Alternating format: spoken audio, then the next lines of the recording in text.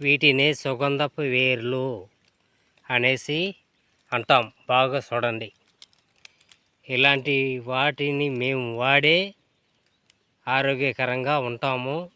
మరియు అనేక రకాల మందులు కూడా తయారు చేసుకుంటాం. మేము అడుగు చెంచులు కాబట్టి.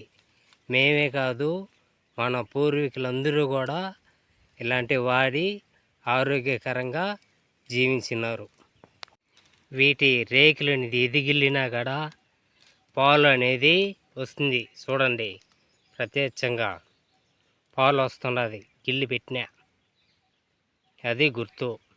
ఆకులు ఏ విధంగా ఉన్నాయో పరిశీలించండి. ఇది చాలా పవిత్రమైన మూలిక. దీని గురించి ఈ వీడియోలో మనం లాభాల గురించి తెలుసుకుందాం. లోడిగాడ నేను వేరుని చూపిస్తా. ఈ సుగంధపు వేర్లను కొంతమంది కస్ వేర్లు అని కూడా పిలుస్తారు. ఈ వేర్ల నుంచి మంచి వాసన వస్తుంది. ఇప్పుడు చూడండి, వీటి సుగంధపు ఆకులు ఇవి పైన ఉంటాయి. ఇది తీగ జాతికి సంబంధించినది. బాగా పరిశీలించండి. ఇది చెప్పాను కదా ఇంత ముందుగానే, అది దీన్ని లోడితే దీని లోపల నుంచి వేరు అనేది వస్తుంది. వేరు అనేది మనం తువ్వే గుద్దికి పోతానే ఉంటుంది. ఇది సుగంధపు వేరు. మంచి సువాసన అనేది కూడా వస్తుంది దీంట్లో నుంచి. ఈ వాసన మంచి పరిమళమైన వాసన అనేది వస్తుంది. ఈ సుగంధపు వేరు అంటే అంత పరిమళం, అంత మూలిక అన్నమాట ఇది. ఆయుర్వేదంలో ఈ సుగంధ వేర్లకి గొప్ప స్థానం అనేది ఉంది.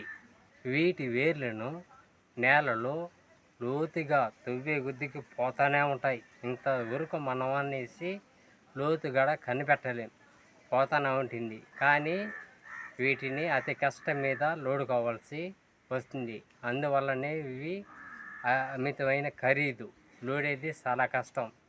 వీటి వేర్లని మనము ఒక పచ్చడి రూపంలో చేసుకొని తిన్నట్లయితే మనకి జీర్ణం బాగా అవుతుంది.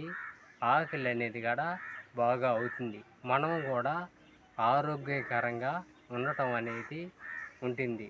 వీటి వేర్ల నుంచి మంచి సువాసన వస్తుందని ఇంతకుముందు చెప్పినాను కదా. వీటి వేర్లను నీళ్ళను నానబెట్టి కాడ తాగవచ్చు, లేదా కషాయం చేసుకొని కాడ వీటి వేర్లని తాగవచ్చును.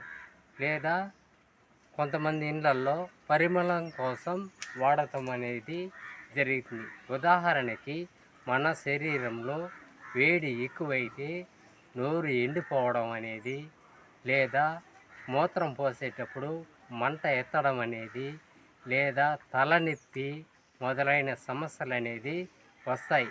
అలాంటప్పుడు సుగంధపు వేర్లను నీటిలో నానబెట్టి తాగితే మన శరీరానికి చల్లదనాన్ని ఇస్తుంది ఈ సుగంధపు వేర్లు అనేది. ప్రస్తుతము వేసవి కాలం కాబట్టి ఇటువంటి సమయంలో ఇలాంటి సుగంధపు వేర్లను వాడితే మన ఆరోగ్యానికి ఎంతో మంచిది. కొంతమందికి మూత్రం మండడం, మూత్రం తక్కువ రావడం, మూత్రం పోసేటప్పుడు వేడిగా ఉండటం మొదలైన సమస్యలతో బాధపడుతూ ఉంటారు.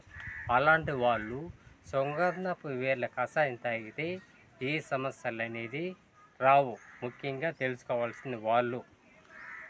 మన శరీరంలో రక్తం అనేది శుభ్రంగా ఉండాలి. మన రక్తంలో మలినాలు అనేది ఉంటే చర్మ సమస్యలు అనేది వస్తాయి. సుగంధపు వేర్లు రక్తాన్ని శుభ్రం చేయడంలో సహాయపడుతుంది ఈ సుగంధపు వేర్లు అనేది. సుగంధపు వేర్లు నీటితో స్నానం చేసినట్లయితే మన చర్మం పైన వచ్చే దుర్వాసన అనేది కూడా నయం కావడం అనేది జరుగుతుంది. మన చర్మం కూడా తాజాగా ఉండటం అనేది జరుగుతుంది. మనకి చెమటల వాసన అనేది కూడా తగ్గుతుంది. మన చర్మానికి చాలా మంచిది ఈ సుగంధపు వేర్లు. మన ఆయుర్వేదంలో కానీ తీసుకున్నట్లయితే మనకి అకస్మాత్తుగా జ్వరం అనేది వచ్చినప్పుడు సుగంధపు వేర్ల కషాయం అనేది తాగినట్లయితే మనకి వీలైనంత వరకు జ్వరం కూడా నయం కావడం అనేది జరుగుతుంది. మన శరీరానికి చల్లదనాన్ని ఇచ్చి జ్వరాన్ని తగ్గించే గుణం అనేది ఈ సుగంధ పేర్లు ఉండటం అనేది ఉంది. సుగంధ పేర్లు మంచి సువాసనే కాదు, మన మనస్సుకు కూడా ప్రశాంతతను ఇస్తుంది. ఈ సుగంధ పేర్లు మనకి నిద్ర రాని వాళ్ళకి కూడా బాగా నిద్ర వస్తుంది. ముఖ్యంగా నిద్రలేమి సమస్యలతో బాధపడే వాళ్ళు ఇలాంటి సుగంధ పేర్లను కానీ వాడినట్లయితే వివిధ రకాలుగా ఎట్టయినా సరే కషాయం చేసుకున్నా సరే, పచ్చడి రూపంలో ఉన్నా సరే, లేదా పచ్చిది తిన్నా కూడా నిద్రలేమి సమస్యలు ఉండేవాళ్ళు వాళ్ళకి నిద్ర అనేది బాగా రావటం అనేది జరుగుతుంది. మనకి సాధారణంగా వేసవి కాలంలో దాహం అనేది ఎక్కువ వస్తుంది. ఈ సుగంధపు వేర్లను కానీ మనం ఆ నీటిలో వేసి ఒక నైట్ పూట ఈ సుగంధ పేర్లు వేసేయాలి. మరుసటి రోజు తెల్లారితేనే ఆ నీటిని మనం తీసుకున్నట్టయితే కడుపుకి మనకు దాహం అనేది కూడా ఎక్కువ ఎత్తదు. ఈ వేసవి కాలంలో కషాయం చేసుకొని తాగొచ్చు చెప్పుకున్నాం కదా. అదే కాకుండా ఇది కూడా సుగంధపు వేర్ల కషాయం కానీ, పచ్చడి కానీ, లేదా సుగంధ పేర్ల నీటిని కానీ పరిమితంగా వాడాలి, అమితంగా వాడకూడదు. ఇది కూడా నెక్స్ట్ వచ్చి గర్భిణీ స్త్రీలు వాడేటుకుంటే ఒక ఆయుర్వేద వైద్యుని సలహా తీసుకొని వాడండి. కాబట్టి సుగంధ పేర్లు మనకి ప్రకృతి ఇచ్చిన గొప్ప వరం. మన పూర్వీకులు ఇలాంటి మూలికలను వాడి ఆరోగ్యకరంగా జీవించడం అనేది జరిగింది. మనం కూడా ప్రకృతిలో దొరికే మూలికలను సరిగ్గా వాడితే మనం కూడా ఆరోగ్యకరంగా జీవిస్తాం బతికినంత కాలం.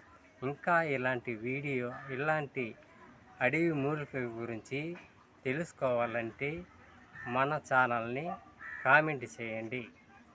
ఇట్లు అడవి చెంచుల రోసయ్య. అందరికీ ధన్యవాదములు.